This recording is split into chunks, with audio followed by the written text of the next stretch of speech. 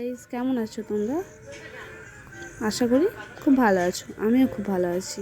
পিরুজ ব্লগে তোমাদের সবাইকে স্বাগত জানাই। তো দেখতে পাচ্ছ কি হচ্ছে, জামাইবাবুর মিডনাইট বার্থডে সেলিব্রেশন করা হচ্ছে। তো দিনটা ছিল 10ই মে।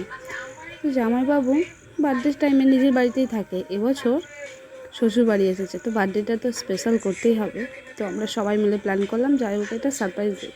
তো দেখতেই পাচ্ছ কীরকম সবাই খুব আনন্দ হয়েছে, জামাইবাবু খুব খুশি। তো সবাই উঠে পড়েছে ঠিক 12টার সময়। এবার কেক কাটিং হবে। তো তোমরা দেখো কেক কাটিং হচ্ছে। সাইড দিয়ে দেখো আমি ভিডিও করছিলাম। তো এখনও কেক কাটিং চলছে, দেখো। তো কেক কাটিং কমপ্লিট। বলছে স্নো স্প্রেগুলো কোথায় গেল। দিদি এলো, হাই করলো। এই যে জামাইবাবু, বাবা সবাই মিলে বসে, আমি একটু হাই করে দিলাম। তো দেখে নাও আবার। এটা প্রথমে কেক কাটিংয়ের ভিডিও ছিল, তো তখন দেওয়া হয়নি, তো আবার দিয়ে দিলাম। তোমরা দেখো আবার কেক কাটিং হচ্ছে। এতে কোনো অনুষ্ঠান হলে এই ছানা বোনাদের খুব মজা হয়,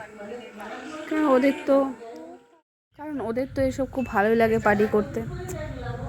তো দেখতে পাচ্ছ কেক টেক খাওয়া হয়ে গেল। তো এরপর বাচ্চারা সব ছানাপোনাগুলো স্নো স্প্রে করছে, আর জামাইবাবুর মাথায় এমন স্প্রে করেছে যেন একবারে পর্বত হয়ে গেছে, তোমরা দেখতে পাচ্ছ। আর আমার জামাইবাবু শিব ঠাকুরের মতো বসে পড়েছে, বলছে তোরা স্প্রে কর, আমি একটু ভালো করেই স্প্রেটা দিই। তো ওদের তো খুব মজা লাগছে। তো এরপর চলে এলো আমাদের পালা। এরপর আমাদেরকে ছাড়বে না, সে তো কোনো কথাই শুনবে না। আমার ছেলে তো আমার গায়েও দিয়ে খাইয়েও করছে, জামাইবাবু কেক খাইতে। এবার সবাই আমরা একটু মজা করছি। তখন বড় মশাইকে বলছে তুমি ফাঁকা দাঁড়িয়ে গেছো, সব মজা হলো। তো একটু ডান্স তো করতেই হয়। তো দিদি আর আমি খুব ডান্স করলাম অনেক দিন পর।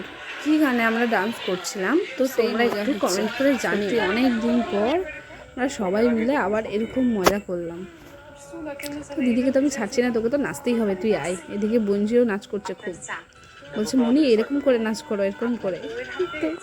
আর এদিকে বড় মশাই পুরো ভিডিও করছে আমাদের।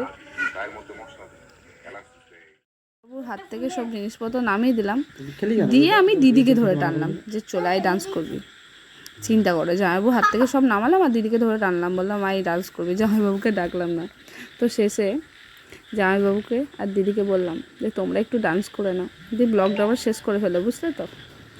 এমনি তো অনেক বড় হয়ে গেছে। তো এরকম ভিডিও দেখতে হলে লাইক, কমেন্ট, শেয়ার, সাবস্ক্রাইব করে দিও। তো দেখা হচ্ছে পরের একটি ব্লগে। টাটা।